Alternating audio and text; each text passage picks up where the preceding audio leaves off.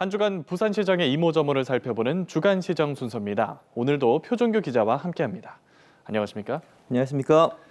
부산시가 가덕신공항 건설에 예상보다 훨씬 더 적극적이라고 하는데 이걸 알리는 데에는 생각보다 소극적이라고 하거든요. 이게 무슨 얘기입니까? 네, 부산시는 보상 절차 시작하려는 단계부터 예비비까지 투입해가면서 굉장히 적극적인데 실제로 이걸 알리는 데는 생각보다 적극적으로 알리기 좀 조심스럽다고 합니다. 무슨 사정인지 들어보니 충분히 이해가 가는 상황이었습니다. 부산시는 지난주 강서구 천성동에 신공항 사업지원단 현장 사무소를 개소했습니다. 직접 가봤는데 밖에서 봤을 때는 이게 공무원들이 일하는 공간이라는 티가 전혀 나지 않는 신축 건물이었습니다. 알고 보니 새로 짓고 있는 건물, 그것도 대부분이 공사 중인 건물의 2층 한 공간만 월세를 내고 빌려서 현장 사무실만 딱 입주해 있는 상황이라 저도 들어갈 때 혹시 잘못 왔나 할 정도였습니다. 당연히 민간 건물을 빌려서 쓰는 거니까 월세를 내야 하는데 원래 잡혀 있었던 예산은 없어서 예산실로부터 기관 운영비라고 일종의 예비비 형태의 예산을 급하게 받아서 만들었다고 합니다. 현장에서 주민들의 보상 관련 업무를 직접 돕기 위한 사무실입니다. 박형준 시장이 원래 계획에도 없던 걸 주민들을 돕기 위해 직접 지시해서 만들면서 직원들도 아침에 시청 출근해서 차량 한 대로 1시간 반을 달려가 업무를 보고 또 1시간 반을 달려 시청으로 돌아가야 하는 강행군이라고 합니다. 그만큼 부산시가 보상 업무 속도 내기에 진심이라는 건데 이걸 또 널리 알리기는 뭐한 게 신공항 건설의 키를 쥐고 있는 건 국토부다 보니 국토부가 건설공단 출범 등에 열심히 하는 걸 알리는 데 신경 써줘야 하는 게 주인으로서 부산시의 대외적인 역할이란 거죠. 여기에 보상 업무라는 게 잘해도 본전인데 벌써부터 이주단지부터 해달라, 또 특별 보상금과 지역민 취업 보장, 공항청사의 지역사업자 참여 보장 등 다양한 요구들도 쏟아지고 있어서 부산시도 홍보에 노력하기보다 실제 현장에서 뛰기가 더 바쁜 게 사실이었습니다. 실제로 주민들도 이제 본격적인 보상 등 절차가 시작되면서 그동안 구성됐던 대책위원회 등 단체들을 중심으로 다양한 이주대책, 생계대책 등을 요구하면서 목소리를 내기 시작했습니다. 하지만 당장 이주단지만 해도 들어설 공간부터 명지냐, 가덕도 다른 공간이냐 등을 놓고 주민들 사이에 서로 의견이 달라서 앞으로 갈 길이 쉽지 않아 보이는데요. 이주단지 사안에 대한 목소리 직접 들어보겠습니다.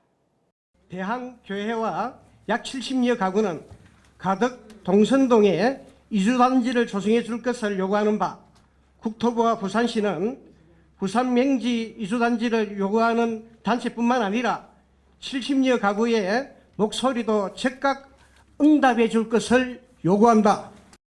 일단 지난주 마감된 건설공단 경력직 모집에서 평균 경쟁률이 36대 1을 기록할 정도로 전국적으로 관심도 높게 나타났는데요.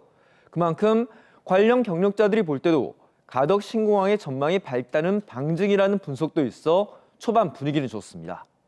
앞으로 가덕 신공항 건설공단에 지역의 목소리가 얼마나 반영될지를 비롯해 지역 기업들이 얼마나 공사에 참여하면서 지역 경기를 살릴 수 있을지 등등 남은 숙제가 많은 만큼 알게 모르게 물밑에서 이루어지는 부산시의 노력에 기대가 커지고 있습니다. 네, 횡한 신축 건물 공사 현장에서 하루 3시간을 왕복하면서 업무를 보는 공무원들, 왠지 마음이 짠해지면서도 진심이 전달되는 것 같습니다. 당장 살 곳이 있어야 나간다는 주민들의 사정도 100% 공감이 되는 만큼 부산시가 부산 시민들의 입장에서 국토부와 좋은 해법 잘 찾아나가길 기대해 보겠습니다. 그런데 부산시가 이런 적극적인 모습과는 달리 소극적으로 일관을 해서 경제계 또 시민사회 전체적으로 비판을 하는 대목이 있다고 하는데 이게 에어부산 관련된 얘기라고요? 네, 그렇습니다. 에어부산의 새로운 대표가 오면서 조직 개편을 했는데 이게 그동안 부산이 원해온 분리매각을 대놓고 반대하는 조치라는 비판이 많습니다. 그런데 부산시가 이걸 사실상 방조하고 있다, 한 걸음 물러섰다라는 비판도 커지고 있습니다. 흐름을 짚어보면 일단 이달 초 에어부산의 두성국 대표가 새로 취임하면서 전략 커뮤니케이션실이라는 조직을 없앴는데요. 작게 보면 내부의 조직 개편이지만 그동안 부산시를 포함한 지역사회, 경제계와 소통 창구였던 것을 감안하면 사실상 지역과 에어부산과의 대화를 차단하는 목적이라는 해석이 많습니다.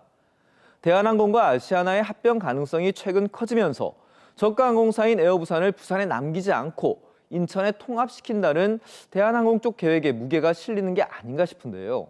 때문에 에어부산이 지역이나마 가덕 신공항을 중심으로 한 지역 거점 항공사가 돼야 한다는 지역의 목소리를 외면한다는 이야기가 많습니다.